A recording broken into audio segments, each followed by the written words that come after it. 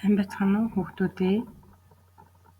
Өнөөдрийн бидний үзэх ёстой сэдэв бол сар яагаад гэрэлтэж харагддаг вэ? Энэ асуултанд хариулах нэ.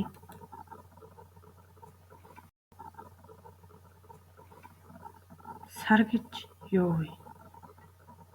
Сар бол дэлхийн дагуул. Энэ нь чулуулаг биет. Сар чулуулаг биет байна. Сар өөрөө гэрэлтдэг үү? Үгүй ээ. Сар өөрөө гэрэл гаргадаггүй. Харин бид түүнийг гэрэлтэж байгаа мэт хардаг. Тэгвэл сарнаас яагаад гэрэл гардаг юм бол? Сар яагаад гэрэлтэж харагддаг юм бол? Нарны гэрэл сарн дээр тусдаг. Нарнаас ирж буй гэрэл сарн дээр тусч түүний гадаргуугаас зойдог. Сарны гадаргуугаас нар ойгоод бидний дэлхийд сар маань гэрэлтэж харагддаг байна. Сарны гэрлийг бид яаж хардаг вэ? Та нар сарны гэрлийг сар нарны гэрлийг ойлгосноор бид тэр гэрлийг хардаг. Тиймээс бид сарыг гэрэлтэж буй мэт хардаг бахнэ. Сар өөрөөсөө гэрэл гаргадаггүй. Харин сар гэрэлтэж байгаа мэт харагддаг. Энэ нь нарны гэрэл сар руу тусч тэндээс хайсан гэрэл дэлхий дээр буюу бидэнд дэлхий дээр харагддаг. Тиймээс бид сарыг гэрэлтэж байгаа юм шиг хардаг байна. Сайн байцгаана уу хүүхдүүдээ. Өнөөдөр бид нар сар яагаад гэрэлтэж харагддаг вэ? Сэдвийн талаар үзэх нэ. Та нар шөнийн тэнгэр лүү хараад сар яагаад гэрэлтдэг юм бол гэж бодож байсан уу? Сарыг яагаад гэрэлтэж харагддаг юм бол гэж бодож байсан хүүхэд байгаа юу?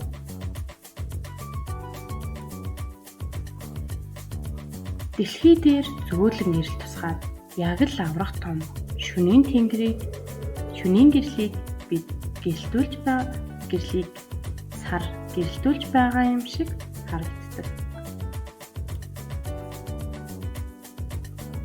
Гэхдээ сар нар шиг өөрийн гэсэн гэрлийн их үүсвэргүй юм.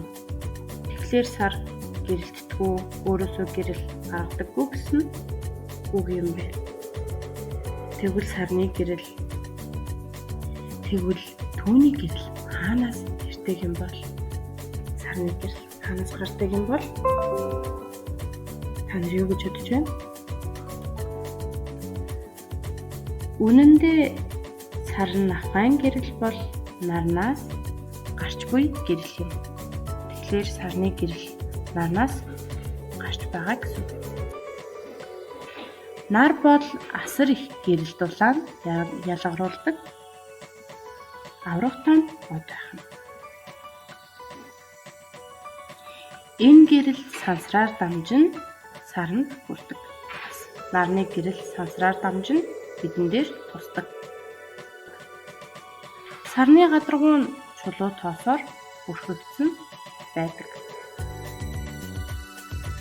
Нарны гэрэл энэ гадаргуу дээр тусахад ойгоод дэлхий дээр бидэн рүү тусдаг байна. Тэгэхээр сарны гэрэл нарны гадаргуугаас ойгоод дэлхий дээр тусаж бидэнд сарыг гэрэлтэй байгаа юм шиг гэрэлтүүлж харагддаг байна. Энэ тусгалыг бид сарны гэрэл гэж хардаг. Сарыг гэрэлтэж байна гэж хардаг байна. Хэрв сар үргэлж нарны гэрлийг тусгадаг юм бол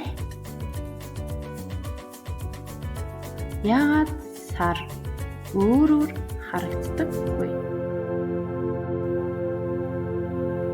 Энэ нь сар дэлхийг тойрно гэжтэй холбоотой.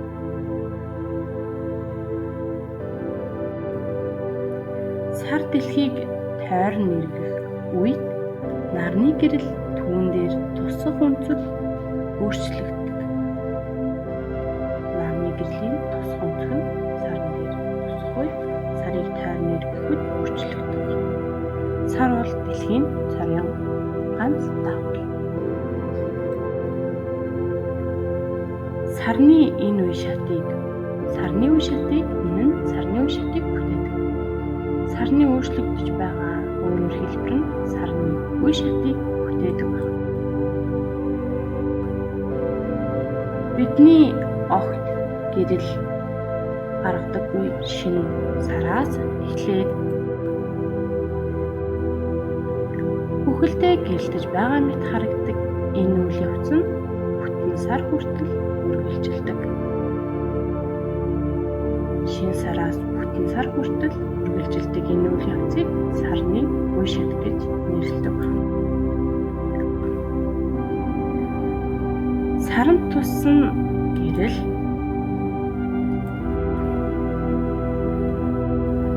нарны өөрийн гэрлээс бага сэтгэл хөдлөмж санагдаж болох ч энэ нь онцгой ичээдтэй юм.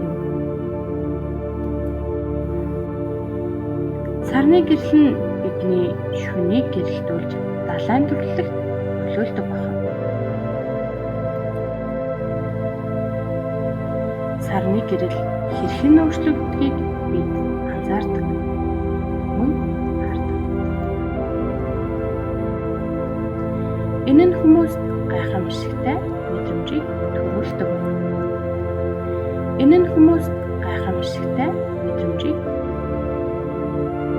Тиймээс дараагийн удаа сар руу ширтэхдээ үргэлж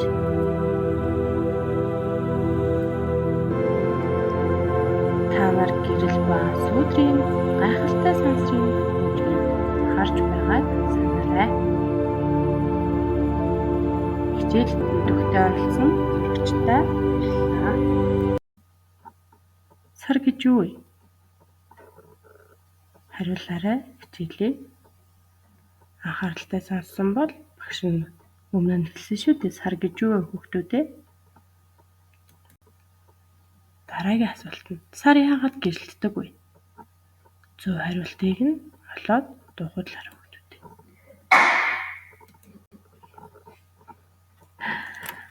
Зарим шөнө яагаад саргүй харанхуй байдаг вэ? Зарим шөнө яагаад сартай, зарим шөнө яагаад сар байхгүй харанхуй байдаг вэ? Өөрийнхөө бодлоо бичээрэй хүүхдүүдээ.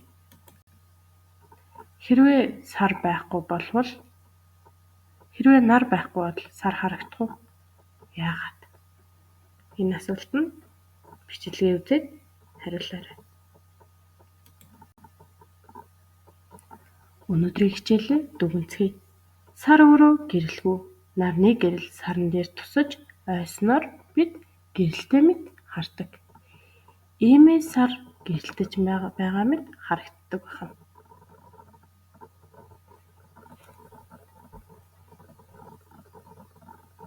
За ингээ хичээлээ идэвхтэй нугаад хичээлдээ идэвхтэй оролцсон сурагчдаа баярлалаа.